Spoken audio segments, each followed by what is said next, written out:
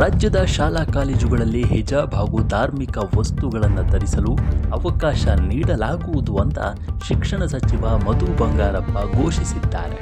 ಸರ್ಕಾರದ ಈ ನಿರ್ಣಯದಿಂದ ಹಿಜಾಬ್ ವಿವಾದ ಮತ್ತೆ ಮುನ್ನೆಲೆಗೆ ಬಂದಿದ್ದು, ರಾಜ್ಯ ಸರ್ಕಾರದ ವಿರುದ್ಧ ವಿಪಕ್ಷ ನಾಯಕ ಆರ್ ಅಶೋಕ್ ವಾಗ್ದಾಳಿ ನಡೆಸಿದ್ದಾರೆ. ಮುಸ್ಲಿಮರ ಅತಿಯಾದ ಓಲೈಕೆಗಾಗಿ ಹಿಜಾಬ್ ಜಾರಿಗೊಳಿಸಿದ್ದಾರೆ ಅಂತ ಅಶೋಕ್ ಸರ್ಕಾರದ ವಿರುದ್ಧ ಕಿಡಿಕಾರಿದ್ದಾರೆ.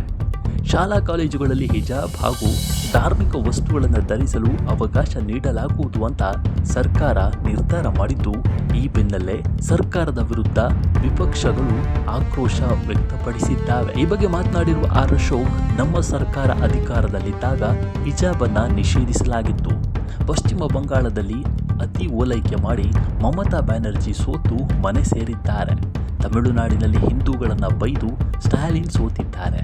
ಅದೇ ರೀತಿಯಲ್ಲಿ ಕೇರಳ ಸಿಎಂ ಆಗಿದ್ದ ಪಿಣರಾಯಿಯನ್ನು ಸೋಲಿಸಿದ್ದಾರೆ.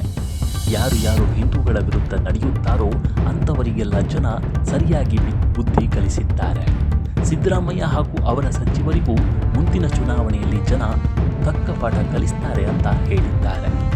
ಮುಂದುವರೆದ ಮಾತನಾಡಿದ ಅಶೋಕ್, ರಾಜ್ಯ ಸರ್ಕಾರ ಹಿಂದೂಗಳಿಗೆ ಯಾವಾಗಲೂ ವಂಚನೆ, ದ್ರೋಹ ಮಾಡುತ್ತಿದೆ ಅಂತ ವಾಗ್ದಾಳಿ ನಡೆಸಿದ್ದಾರೆ. ಮೊನ್ನೆ ಅವರಿಗೆ ಕ್ಯಾಬಿನೆಟ್ನಲ್ಲಿ 800 ಕೋಟಿ ಕೊಟ್ಟಿದ್ದಾರೆ. ಆದರೆ ಹಿಂದೂಗಳಿಗೆ 1 ರೂಪಾಯಿ ಕೊಟ್ಟಿಲ್ಲ. ಇದು ನಾಚಿಕೆಗೇಡಿನ ಸಂಗತಿ. ಕೇಸರಿ ಶಾಲು ನಮ್ಮ ಧರ್ಮದ ಸಂಕೇತ. ಎಲ್ಲ ಸ್ವಾಮೀಜಿಗಳು ಕೇಸರಿ ಬಟ್ಟೆನೇ ಹಾಕಿಕೊಳ್ಳೋದು. ಅವರಿಗೆ ವೋಟ್ಗಾಗಿ ಹೋಗಿ ನಮಸ್ಕಾರ ಹಾಕ್ತೀರಾ? ಇವಾಗ ಕೇಸರಿ ನಿಷೇಧ ಮಾಡಿದ್ದೀರಾ ಅಂತ ಪ್ರಶ್ನಿಸಿದ್ದಾರೆ. ಇದು ಹಿಂದೂಗಳ ಬೆನ್ನಿಗೆ ಚೂರಿ ಹಾಕುವ ದ್ರೋಹಿ ಸರ್ಕಾರ. ಈ ಸರ್ಕಾರವನ್ನ ರಾಜ್ಯದಲ್ಲಿ ಕಿತ್ತೊಗೆಯಲು ಜನ ತೀರ್ಮಾನ ಮಾಡಿದ್ದಾರೆ. ಇದರ ವಿರುದ್ಧ ಹೋರಾಟ ಮಾಡುವ ಬಗ್ಗೆ ನಾವು ಚರ್ಚಿಸಿ ತೀರ್ಮಾನ ಮಾಡುತ್ತೇವೆ ಅಂತ ಅಶೋಕ್ ಹೇಳಿದ್ದಾರೆ. ಇನ್ನು ಇದೇ ವಿಚಾರಕ್ಕೆ ಸಂಬಂಧಪಟ್ಟಂತೆ ವಿಪಕ್ಷ ನಾಯಕ ಅಶೋಕ್ ತಮ್ಮ ಎಕ್ಸ್ ಖಾತೆಯಲ್ಲಿ ಪೋಸ್ಟ್ ಮಾಡಿ ಕಿಡಿಕಾರಿದ್ದಾರೆ.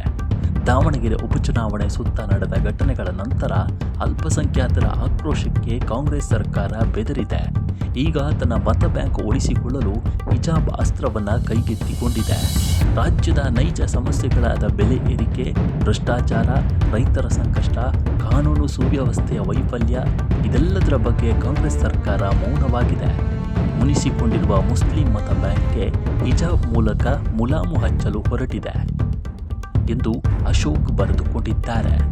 ಶಾಲಾ ಕಾಲೇಜುಗಳಲ್ಲಿ ಹಿಜಾಬ್ ನಿಷೇಧಿಸಿ 2022ರಲ್ಲಿ ಅಂದಿನ ಬಿಜೆಪಿ ಸರ್ಕಾರ ಜಾರಿಗೆ ತಂದಿದ್ದ ವಸ್ತ್ರ ಸಂಹಿತೆಯನ್ನು ಮಾನ್ಯ ಹೈಕೋರ್ಟ್ ಎತ್ತಿ ಹಿಡಿದಿತ್ತು. ಶಿಕ್ಷಣ ಸಂಸ್ಥೆಗಳಲ್ಲಿ ಶಿಸ್ತು ಮುಖ್ಯ ಎಂದು ತೀರ್ಪು ನೀಡಿತ್ತು. ಈಗ ಕೋರ್ಟ್ ಆದೇಶವನ್ನೇ ಗಾಳಿಗೆ ತೂರಿ ಒಂದು ಸಮುದಾಯದ ಓಲೈಕೆಗೆ ಮುಂದಾಗಿರೋದು ಯಾವ ಸೀಮೆ ಜಾತ್ಯತೀತತೆ ಅಂತ ಅಶೋಕ್ ಪ್ರಶ್ನಿಸಿದ್ದಾರೆ. ಇದೀಗ ಈ ವಿಚಾರ ಮತ್ತೆ ಮುನ್ನೆಲೆಗೆ ಬಂದಿದ್ದು, ಮತ್ತೊಂದು ಸುತ್ತಿನ ವಿವಾದ ಆಗುವ ಎಲ್ಲ ಲಕ್ಷಣಗಳು ಕಾಣ್ತಿವೆ. ಈ ಬಗ್ಗೆ ನಿಮ್ಮ ಅಭಿಪ್ರಾಯ ಏನು ಅನ್ನೋದನ್ನು ಕಾಮೆಂಟ್ ಮೂಲಕ ತಿಳಿಸಿ. ಮುಂದಿನ ವಿಡಿಯೋದಲ್ಲಿ ಸಿಗೋಣ. ನಮಸ್ಕಾರ.